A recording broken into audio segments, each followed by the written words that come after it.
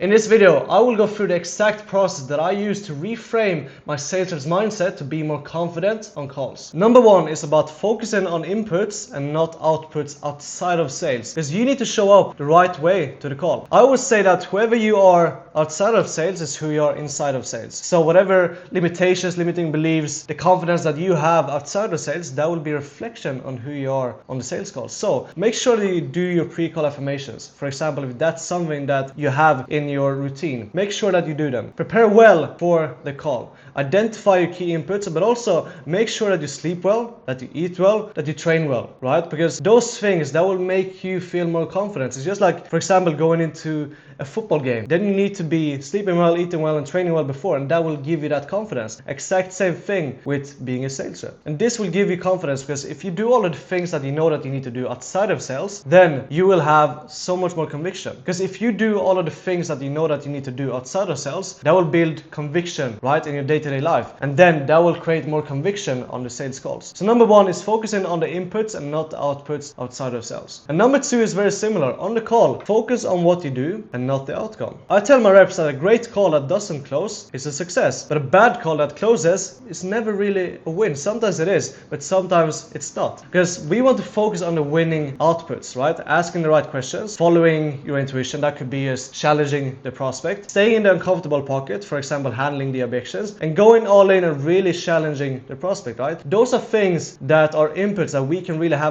control of, that makes us a better rep. And yes, we can definitely close calls where we don't challenge the prospect or handle all the objections. But at the same time, if we don't do that on the calls that doesn't close, right, that's not really a success. We need to focus on the inputs. And if you can really start focusing on that rather than the result, then you will be able to detach a lot more from the outcome. And another thing that will also help you detach is this, number three, to reframe the power dynamic. Because what I always tell my reps when they lack the confidence, feel like they become desperate and needy on the calls, is to ask them who has the more power on the sales call. Because if you really break it down, what can the prospect actually give you? They can only give you money. But there is an abundance of money. If you're a good sales rep, then there's so much money out there. If you have a lot of calls, you will have so many opportunities to make money. And it's not going to be life-changing, right? You can make a couple of €100 on a call, but that's it, right? It's not going to be life-changing. But if you turn it around, what can you help them with? You can change their life, and you can also change the generations in their family, right? So who has the more power? Obviously you, right? Because you can give them freedom, you can give them results, but they can only give you money.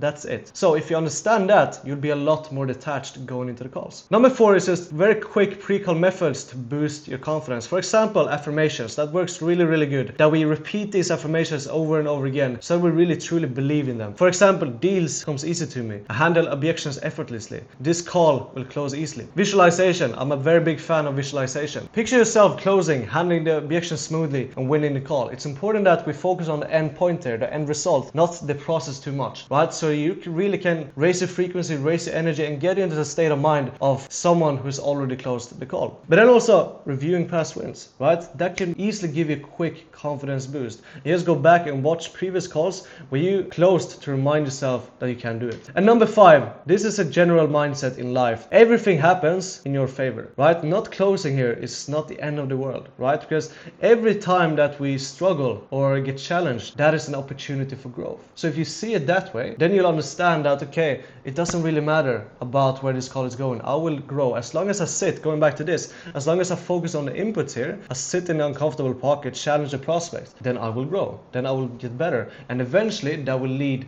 to me actually closing more deals. Because whatever happens, happens for you. Okay? And if we can have this mindset, not only in life, but especially sales calls, then we will much easier actually detach from the outcome and just focus on the inputs. And then that will quickly just raise your confidence going into the call, because then you won't feel like it's as important to actually close. It's more important to actually do the things that you know that you need to do. Because at the end of the day, that's what matters, and that's what you can control. And as long as you do that for a long enough period of time, you will get the results.